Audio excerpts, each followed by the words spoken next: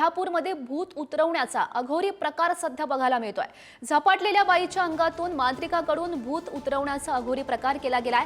कोल्हापूरमधल्या पंचगंगा नदी घाटावरची ही घटना। रात्रीच्या वेळी घाटावर मांत्रिकाकडून भूत काढण्याचा अघोरी प्रकार केला गेलाय।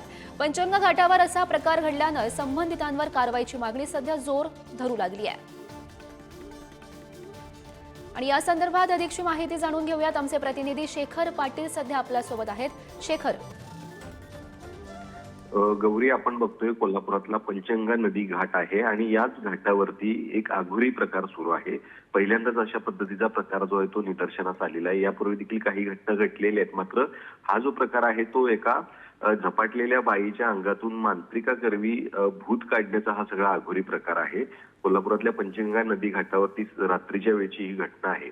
खरं तर अशा पद्धतीनं पंचगंगा घाटावरती भरवस्तीत खरं तर अशा प्रकार सुरू झाल्यामुळं मोठ्या प्रमाणात लोकांकडून या सगळ्यांवरती कारवाई व्हावी अशी मागणी देखील होते। मात्र एक गंभीर प्रकार म्हणावा लागेल। अनेक जण पर्यटक या ठिकाणी येत असतात, तरी देखील अशा पद्धतीनं भूत काढण्याचं आणि झपाटलेल्या बाईच्या अंगातून खरं तर मांत्रिक त्या ठिकाणी आपल्याला पाहायला मिळते आणि तो काहीतरी मंत्रोच्चार करून हा सगळा अघोरी प्रकार सुरू असल्याचं पंचगंगा नदी घाटावर पाहायला मिळते। त्यामुळे निश्चितच आहे या सगळ्यांवरती कारवाईची मागणी जी आहे ती स्थानिकांकडून केली जाते। अशा पद्धतीचे प्रकार पुन्हा या घाटावरती कधी होऊ नयेत याची देखील खबरदारी प्रशासनाकडून घेतली जावी अशी देखील मागणी केली जाते।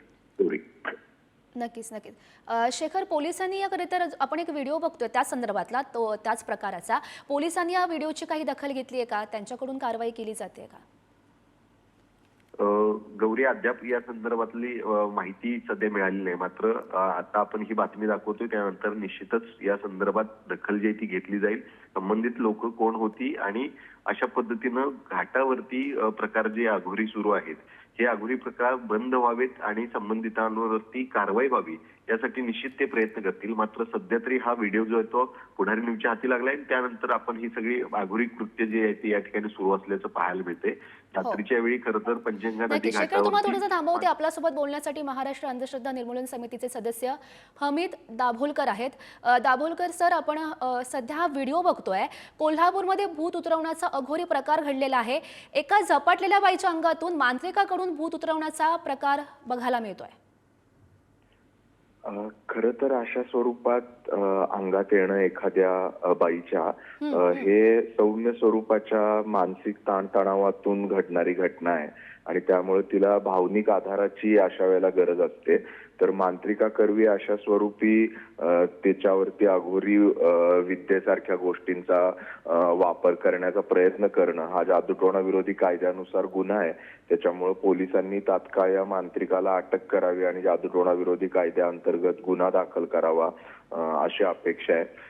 एका बाजूला समाजामध्ये मानसिक आरोग्याविषयी खूप कमी माहिती असल्यामुळे अशा स्वरूपाच्या गोष्टींना समुपदेशकाकडे नेण्याऐवजी मांत्रिकाकडे नातेवाईक घेऊन जातात आणि त्यामधून अशा स्वरूपाच्या अंधश्रद्धा वाढतात। त्यामुळं जरी अंधश्रद्धा विरोधी कायदा महाराष्ट्रात अस्तित्वात असला त्याच्या बरोबरीनं ग्रामीण भागामध्ये मानसिक आरोग्याच्या सुविधा आणि समुपदेशनाच्या सुविधा उपलब्ध करून देणं देखील अतिशय महत्वाचं आहे, जेणेकरून अशा स्वरूपाच्या अंगात येण्यासारखे सौम्य ताण असलेल्या महिलांना वेळच्या वेळेला समुपदेशन मिळू शकेल।